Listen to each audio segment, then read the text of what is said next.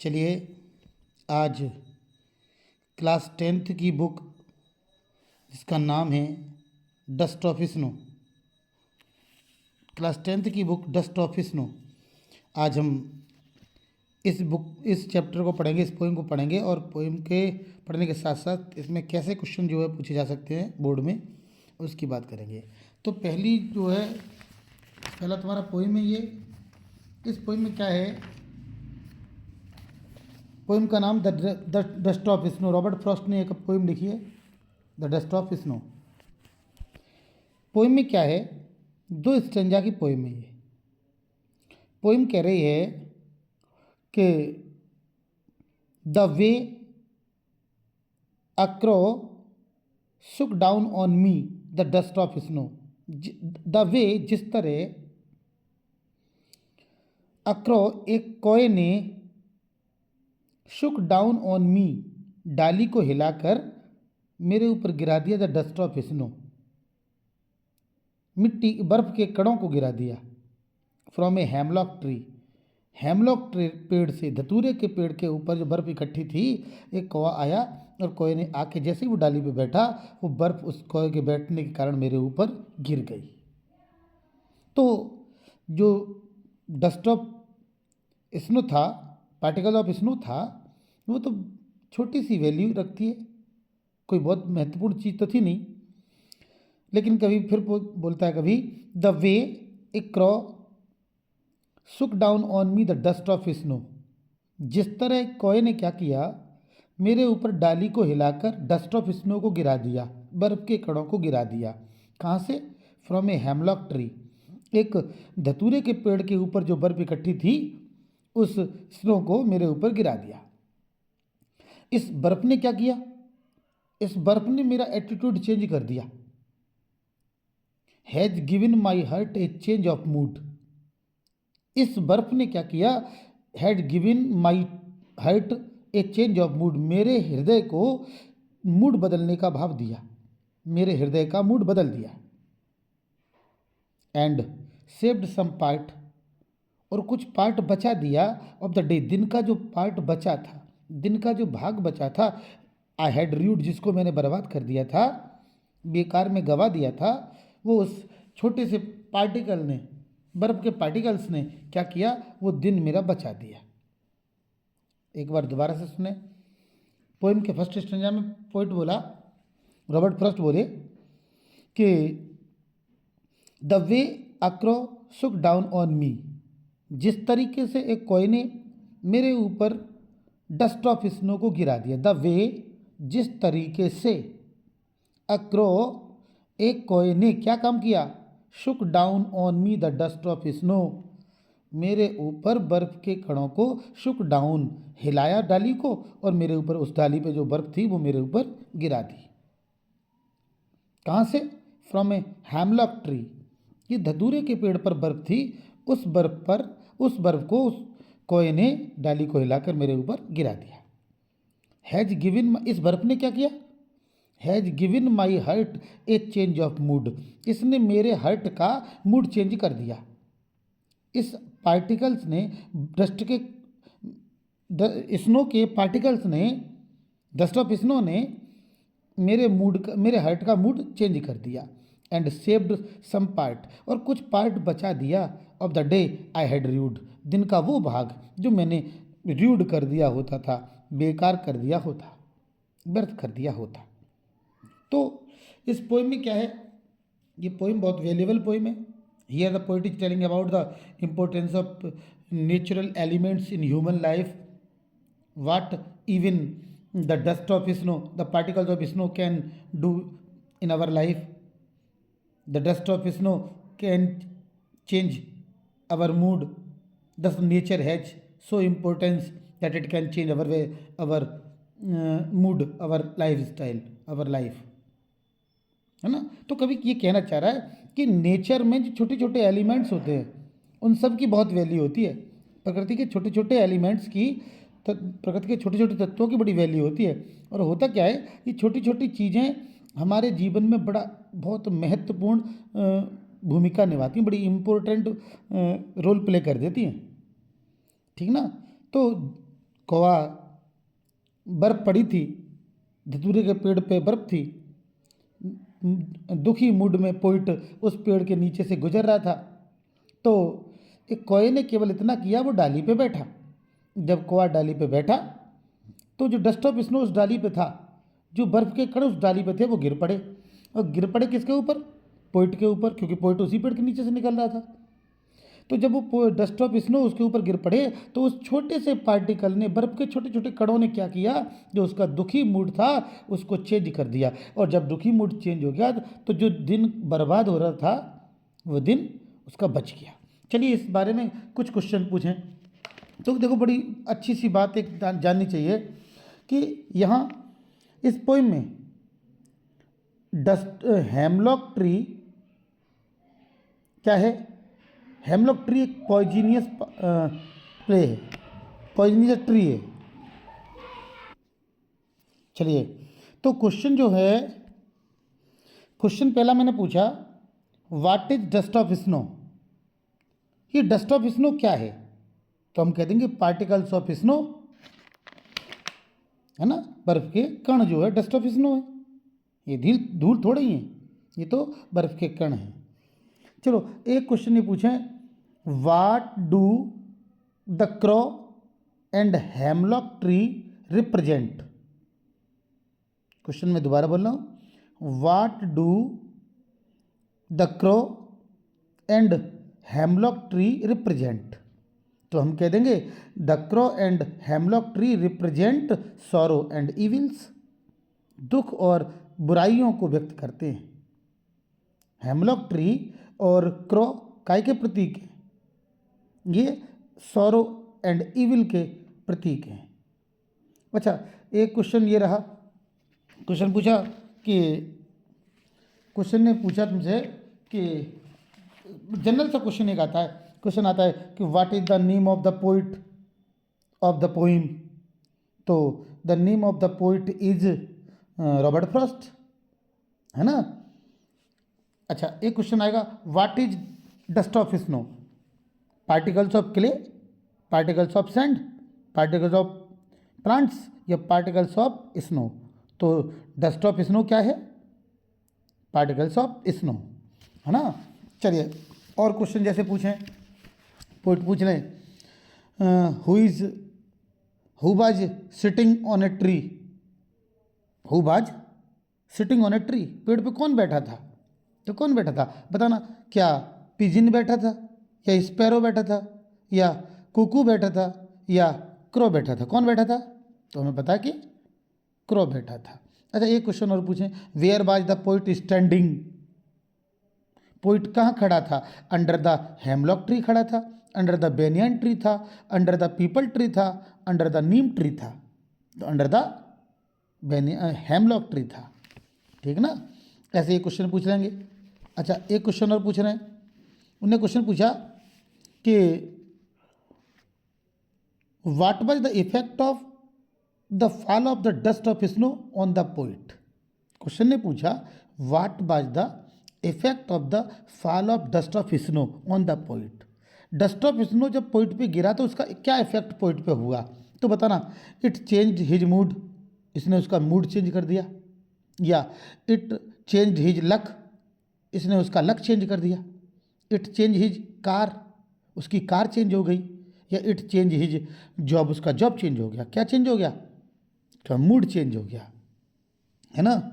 अच्छा, एक क्वेश्चन और पूछ रहा हूँ मैं, how did the poet feel for the rest of day? पूरे दिन कवि ने कैसा महसूस किया था? तो ही फेल्ट ग्लूमी, वो उदास था, या he felt positive and happy, वो सकारात्मक और सुखी महसूस कर रहा था, या ही फेल्ट होपलेस, वो निराशा महसूस कर रहा था? तो how did the poet feel for the rest of the day? शेष दिन उसने क्या महसूस किया? तो उसके बाद तो उसने पॉजिटिव महसूस किया और अपने को हैप्पी महसूस किया। उससे पहले क्या था? उससे पहले वो अपने को ग्लूमी महसूस कर रहा था, है ना। तो इस चीज़ को ध्यान रखें। अच्छा, पोइट में, इस पोइम में क्वेश्चन भी आता है। तो पोइम में क्वेश्चन आता है, जैसे मानो मैंने क्वेश्चन पूछा, how has the poet observed nature in the poem? Dust of snow. ये डस्ट ऑफ स्नो पोएम में पोइट ने नेचर को, प्रकृति को कैसे ऑब्जर्व किया, कैसे उसको महसूस किया, निरीक्षण किया, उसका अवलोकन करना, माने ऑब्जर्व मीन्स अवलोकन करना। The poet has observe that nature has a healing power. Poet ने ये महसूस किया कि नेचर में हीलिंग पावर है, नेचर में पावर है ना। रॉबर्ट फ्रॉस्ट जो पोइट हैं, ये लवर ऑफ नेचर कहलाते हैं, Robert Frost. The crow and the hemlock tree are associated with bad omens और डेथ और फियर। इस पोइम में हेमलॉक ट्री और क्रो जो है रिप्रेजेंट कर रहा है ग्लूमी एटमॉस्फियर को, दुखी वातावरण को प्रकट कर रहा, रिप्रेजेंट कर रहा है। And dust of snow represent कर रहा है हैप्पीनेस को, ब्यूटी ऑफ नेचर को। तो डस्ट ऑफ पार्टिकल्स ने क्या किया, डस्ट ऑफ पार्टिकल्स ने पोइट का मूड जो ग्लूमी था उसको हैप्पी बना दिया, है ना। ये चीज़ ठीक है। अच्छा, कभी ये क्वेश्चन पूछ लें, एक क्वेश्चन तुमसे ये पूछ सकते हैं कि what do the crow and hemlock tree represent, joy और सॉरो। पोइम का ये क्वेश्चन आता है, पहले भी आ चुका है ये question. What do the crow and the hemlock tree represent, joy और sorrow. What does the dust of snow that the crow shakes off और हेमलॉक ट्री स्टैंड्स फॉर। ये डस्ट ऑफ स्नो किसका स्टैंड फॉर है, किसको represent कर रहा है, किसका प्रतीक है। तो देखो, the crow and the hemlock tree represent sorrow, है ना, एंड ग्लूमी एटमॉस्फियर। क्वेश्चन ने पूछा कि what do the crow and hemlock tree represent. Crow और हेमलॉक ट्री, कोआ और धतूरे का पेड़ किस चीज़ का प्रतिनिधित्व कर रहे हैं। तो हम कह देंगे the crow and hemlock tree represent sorrow and gloomy atmosphere. But अगला क्वेश्चन इसी में ऐड कर दिया हमने, what does the dust of snow represent. तो डस्ट ऑफ स्नो किसको रिप्रेजेंट करता है, dust of snow represent nature and the beauty of nature, ठीक ना। The dust of snow that the crow shakes off from the hemlock tree is the sign of natural beauty, natures blessing, प्राकृतिक सुंदरता या प्रकृति के वरदान का प्रतीक है ये। It means that the poet is passing through the sad and depressing moment and is entering A time full of Joy and optimism.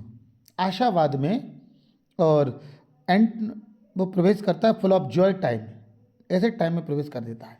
तो एक बार से फिर से बोल दो, क्या बोलना है कि क्रो किसको रिप्रेजेंट कर रहा है और हेमलॉक ट्री किसको रिप्रेजेंट कर रहा है। तो कह दो crow and hemlock tree are representing sorrow and gloomy atmosphere in which the poet has fallen.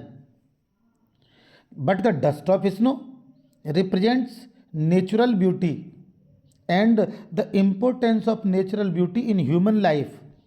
मानव जीवन में नेचर का क्या इंपॉर्टेंस है, इसको रिप्रेजेंट कर रहा है। Nature is for making a man away from sad atmosphere. Nature काय के लिए, मनुष्य को दुखी वातावरण से दूर करने के लिए, ठीक है ना। ऐसे क्वेश्चन इसमें पोइम में बनते हैं। क्वेश्चन पूछ ले तुम्हें, what do you learn from the poem dust of snow. Question पूछ ले हमसे कि what do you learn from the poem dust of snow. ये डस्ट ऑफ स्नो से आप क्या पोइम से सीखते हैं। तो we learn that nature has great value in human life.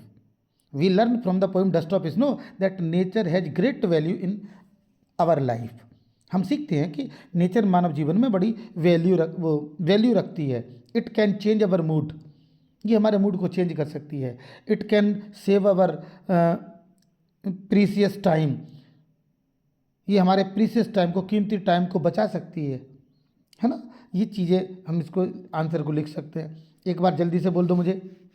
मैंने पूछा कि ये डस्ट ऑफ स्नो जो है किसको रिप्रेजेंट कर रहा है? नेचुरल एलिमेंट है, नेचर को रिप्रेजेंट कर रहा है। ठीक। अगला क्वेश्चन है कि